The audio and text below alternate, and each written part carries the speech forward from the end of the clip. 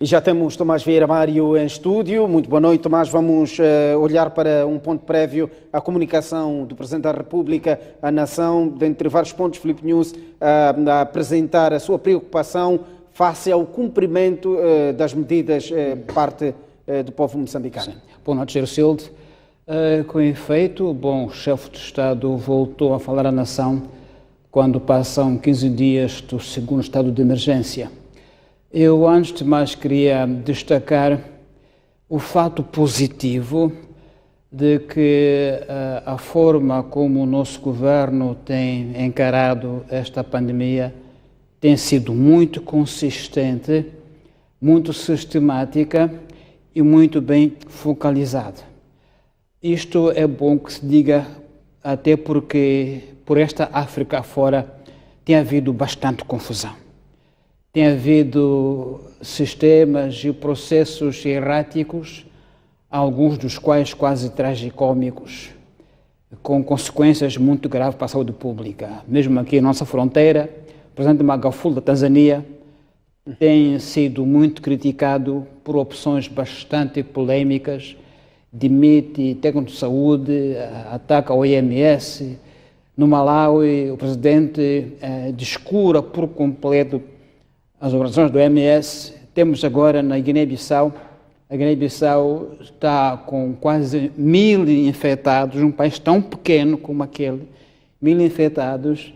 O presidente eleito, o Umaru Sissoko Embalo, embarcou naquele remédio do Madagascar, alugou um avião para Bissau, levando medicamentos, mas não preveniu de facto o seu povo como deve ser.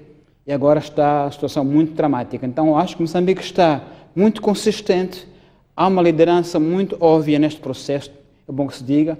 Agora, realmente, as pessoas ainda não estão, em alguns casos, a tomar a sério, nomeadamente os jovens.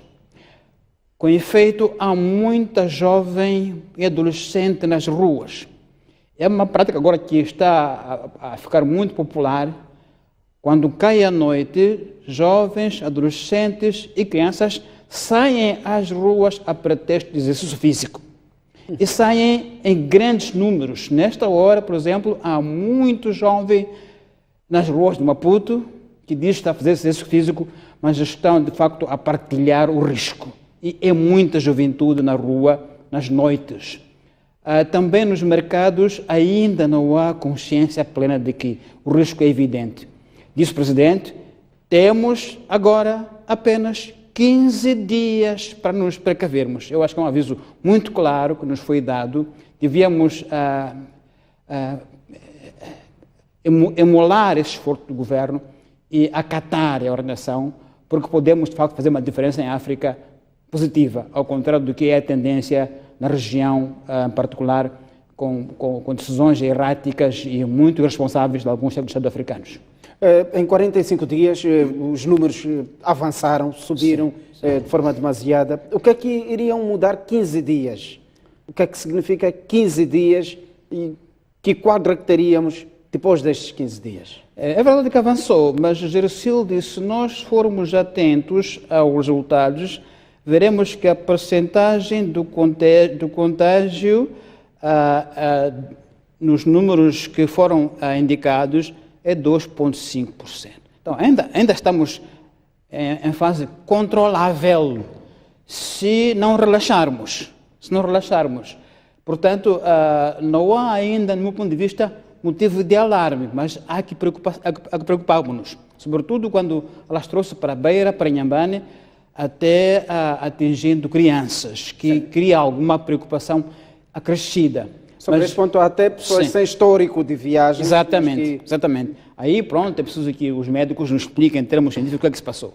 Mas o que me parece que é relevante é realmente os jovens e as pessoas dos mercados, nos transportes, agora tomarem a sério. Eu acho que as autoridades devem ser um pouco mais rigorosas, verificar as pessoas que estão na rua sem nada a fazer, com um ar claro de mero passeio. É preciso que a polícia seja mais rigorosa nestes 15 dias que nos faltam, porque senão iremos ao nível 4. Isso será muito, muito, muito mal para o país nível 4, se nós não pudermos evitar o número 4 agora, no tempo que nos falta. Tomás, vamos olhar para o próximo ponto, o acórdão do Conselho Constitucional sobre as dívidas contraídas pela Ematum, MAM e Proíndicos. Esta semana o Conselho Constitucional emitiu um acórdão em que apresenta a nulidade da contratação das dívidas. Não é a primeira vez que o Conselho Constitucional apresenta o seu posicionamento sobre este ponto. A questão que lhe coloco é: qual é a diferença, ou que diferença traria este acórdão e o acórdão anterior? Bom, de facto, os dois acórdãos não têm diferença um com o outro, porque referem-se à matéria da mesma categoria. Sim. E a decisão é similar. Agora, aquilo que é relevante aqui, temos que recordar, Moçambique está sendo processado em Londres, Tribunal de Londres, pela Credit Suisse, pela VTB e a Previnvest.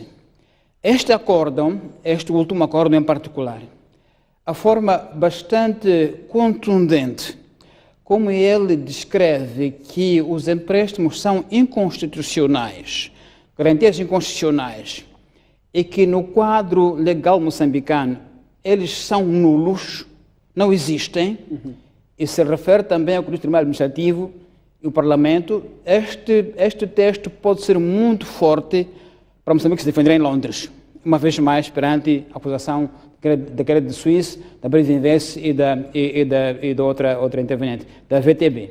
Portanto, tem uma relevância importante em termos de que é um instrumento que me parece muito forte para Moçambique se proteger no Tribunal de Londres, que é o tribunal arbitral do conflito internacional que emerge deste contrato. Nesse aspecto é muito importante. Mas também, além disso, eu acho que há um ponto político importante. Quando o Conselho Constitucional, o Tribunal Administrativo dizem que isto é nulo, é inválido, não existe, é um alerta político muito forte de que há algo de muito errado no sistema político que tem que ser alterado. Quer dizer, é um alerta de que o que é que se deve fazer no sistema para que isto não aconteça nunca mais. Eu acho que este é o ponto importante, deve ser tomado em consideração e não apenas ver o acórdão acabou e depois, o que se faz? Preciso que o acórdão seja uma referência clara de que algo de estruturalmente forte deve ser feito, porque isso não acontece uma vez mais no nosso país. Então, tem uma importância em termos do Tribunal de Londres, em termos políticos internos, do meu ponto de vista. Tomás, ainda esta semana fizemos aqui a apresentação de um escrito do antigo Procurador-Geral da República, sim. Juiz Paulino, a dizer que não competia o Conselho Constitucional dirimir este caso, mas sim o Tribunal Administrativo. Como é que olha para esta... Não, as duas instâncias pronunciaram-se. Portanto, não há qualquer problema, porque também houve a decisão do Tribunal Administrativo que se pronunciou sobre essa matéria e coincide até a decisão com o Conselho Constitucional. Então, penso que aqui, como não houve defeito, houve excesso, portanto, diz-se em direito o que abunda não prejudica. Então, não há mal nenhum, porque não houve falta. Talvez houve a mais, o que não é mal nenhum, do meu ponto de vista. Sim. Vamos olhar para o nosso último tema, a situação em Cabo Delgado, com as Forças de Defesa e Segurança anunciarem terem abatido 50 terroristas nesta semana. Já é quase que consecutiva esta aparição do Governo, das Forças de Defesa e Segurança, através dos Ministérios do Interior e da Defesa, apresentarem o relatório do ponto de situação em Cabo Delgado. Como é que olha para este... Eu penso que, uma vez mais, é uma boa mudança de estratégia de comunicação, porque vínhamos sempre dizendo que havia uma espécie de blackout informativo do Governo sobre essa matéria. Mas esta semana o Governo foi ao Parlamento e falou do assunto, uma vez mais. Eu acho que é a primeira vez, tanto quanto eu saiba, que o Governo deu uma visão estratégica do problema.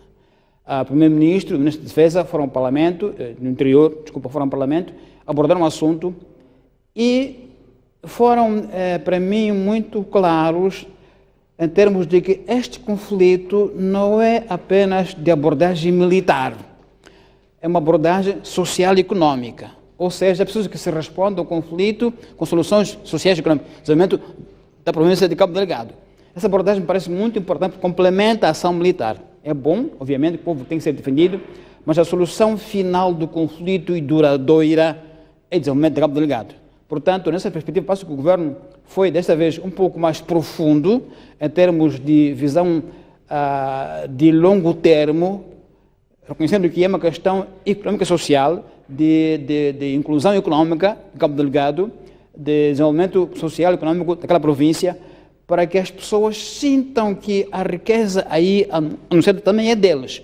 Penso que essa questão da raiz do conflito, a causa do conflito, foi muito bem agora abordada pelo governo e parlamento, e como acréscimo à resposta militar, ora em curso. Tomás, a pergunta que lhe vou colocar, vale o que vale, até porque um governo, um Estado que paute pela disciplina não iria enveredar por essa via, mas que comparação faz entre a estratégia de comunicação do nosso governo e a estratégia de comunicação dos terroristas, que Sim. muitas vezes até com a apresentação de imagens? Não, tem razão, Gersildo, e vale muito, a sua pergunta vale muito. Na verdade, nós estamos na era digital. E esses grupos terroristas em todo o mundo fazem uma guerra digital muito eficiente, muito forte, até de apelo aos jovens. As fotos que eles tiram e disseminam nas redes sociais são fotos apelativos de jovens fortes, armados até os dentes. Isso não é de brincadeira, é muito sério. E, portanto, a resposta do governo não pode descurar essa componente de comunicação meio digital, com imagens. Se houve combates, se houve derrotas dos insurgentes, essa imagem deve tentar aparecer para o público ver, porque mobiliza mais a imagem do que as palavras.